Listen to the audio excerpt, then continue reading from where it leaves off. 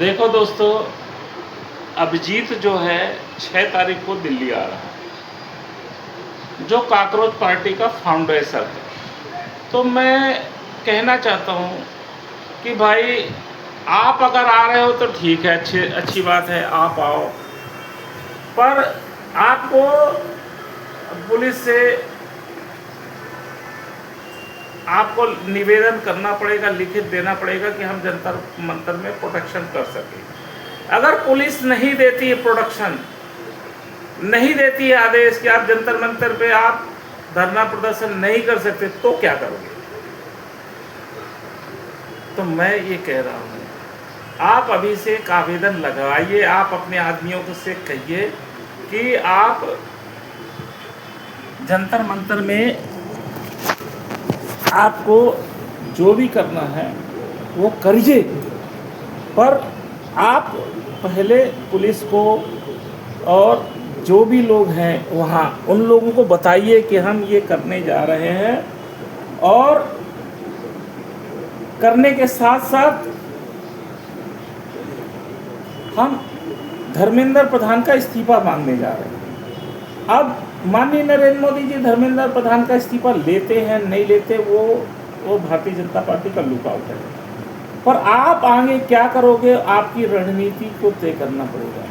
क्योंकि जंतर मंतर में इतनी भीड़ इकट्ठा होगी कि हर राज्य से कॉकरोच जनता पार्टी के जो लोग भी हैं, कार्यकर्ता हैं, और जो भारतीय जनता पार्टी का मतलब CJP को जिसने ज्वाइन किया है वो लोग भी, और जो भी एयरपोर्ट में जाएगा उसकी क्या व्यवस्था होगी, कैसी व्यवस्था होगी, वो तो पुलिस प्रशासन ही देखेगा।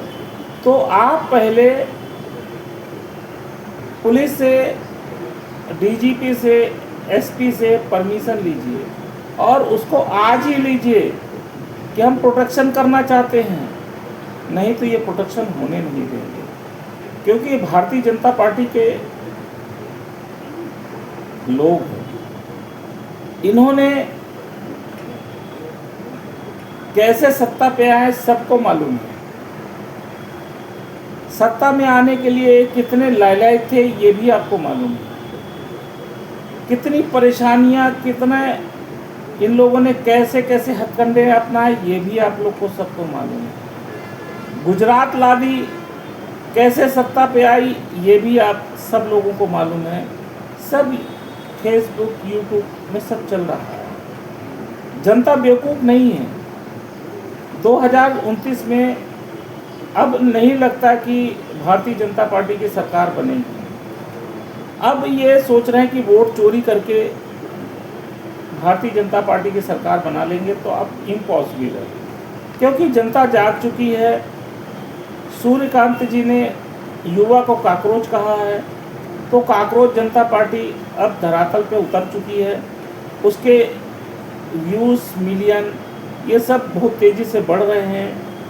तो मैं तो माननीय नरेंद्र मोदी जी को एक ही सलाह देता हूँ कि धर्मेंद्र प्रधान का इस्तीफा ले लो और किसी भी मिनिस्टर को शिक्षा मंत्री बना दो, क्योंकि धर्मेंद्र प्रधान से शिक्षा अब संभल नहीं रही है।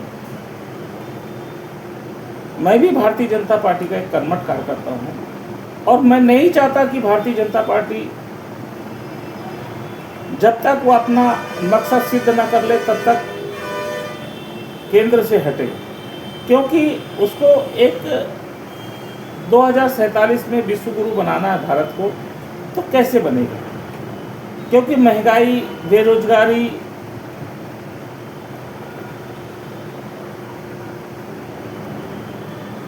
हर चीज़ बढ़ रही है, पेट्रोलों के दाम भी बढ़ रहे हैं, शिक्षा में नीट पेपर भी लीक हो रहे हैं। अब हर जगह से आवाज़ उठ रही है। आप किस तरह से भी सपोर्ट मांग रहे हो, विपक्ष आपको सपोर्ट कर नहीं रहा है, तो कैसे होगा ये? तो मेरे को भी लगता है कि मेरे को भी कुछ कहना चाहिए। तो मैं माननीय नरेंद्र मोदी जी से, माननीय अमित शाह जी से अनुरोध करता हूं कि कोई ऐसी रणनीति तैयार की जाए कि जो युवाओं के पक्ष में हो, बेरोजगारों के पक्ष में हो, कर्मचारियों के पक्ष में हो, और आने वाला समय जो ऐसा भारत हो, एक सुनहरा भारत हो। आपको भारत ने की जनता ने 140 करोड़ की जनता ने केंद्र की गद्दी पे बैठाया है, तो आप ना ट्रम्प को छोड़ दो, गौतम अडानी को छोड़ दो। गौतम अडानी को जितना देना था दे दिया आपने, ट्रम्प को जितना देना था दे दिया। अब केंद्र में जो बैठी हुई सरकार को ये निश्चित करना है कि हमारी भोली भाली जनता के लिए क्या करना है।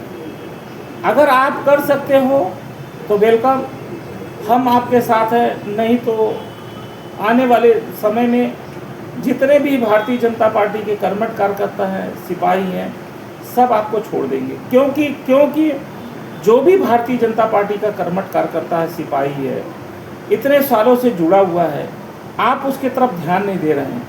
किनको ध्यान दे रहे हैं?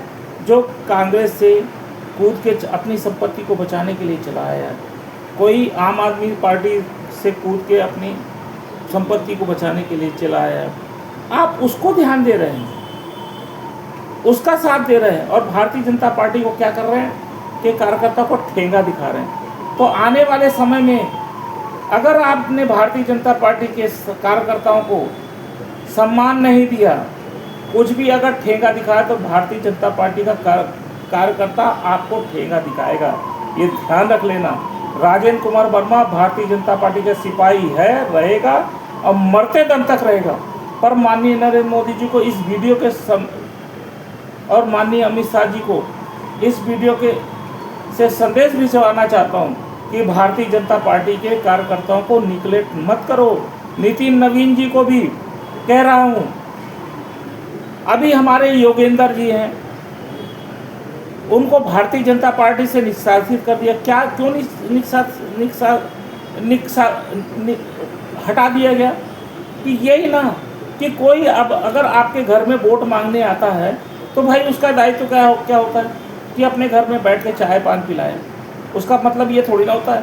वो भी भारतीय जनता पार्टी का ब्लॉक प्रमुख था, मंडल अध्यक्ष था, और आपने एक सेकंड में उसको हटा दिया। हाँ, और वीरेंद्र सचदेवा जी ने क्या किया? मैंने खुद वीरेंद्र सचदेवा जी के पास ले गया था कि भाई इसको भारतीय जनता पार्टी का सिपाही है, भारतीय जनता पार्टी के इसमें शामिल कर लो। पर उन्होंने बोले वर्मा जी हमारा काम नहीं है। अभी जो प्रदेश अध्यक्ष बनेगा उससे आप कहना।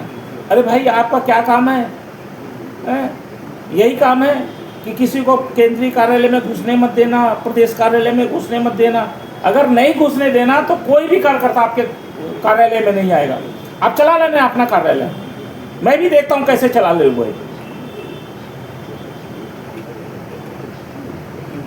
हाँ, यही जीतू जो मीडिया का प्रभाव देखता है। अनिल बलूनी से मैंने शिकायत किया था तो वो कहता है मीडिया का प्रभाव देता है। यही चार पूड़ी या सब्जी आरएसएस के बंदा, ये 84 साल का बंदा जिसने पूरी जिंदगी आरएसएस में गुजार दी, उसके हाथ से पूरी सब्जी छिना लिया। मेरे सामने की घटना है। मैं भी भारतीय जनता पार्टी का सिपाही हूँ। मैंने 1994 में भारतीय जनता पार्टी को ज्वाइन किया था। क्या गलती किया था मैंने? कि यही ना कि हमारी हिंदुत्व की पार्टी है।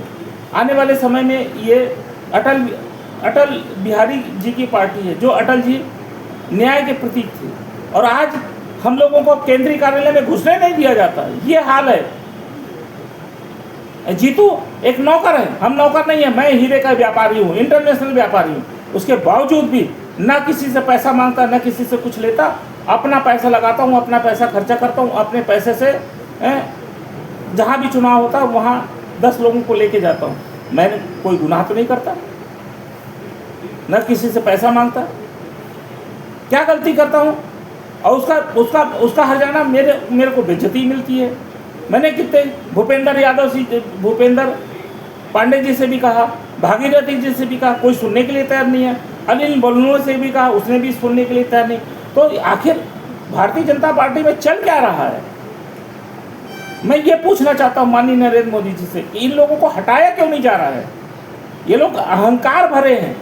जब कार्यकर्ता ही नहीं रहेगा तो आप किसको आप मैदान में उतारोगे कि जाओ हमारे लिए चुनाव कैंपेन करो, कि पैसे देके लोगों को कहोगे कि जाओ? कब तक पैसे देके आप लोगों को लुभाते रहोगे? एक दिन ऐसा आएगा जहां 2 से चली थी 2 ही में पहुंच जाएगी। जय श्री राम।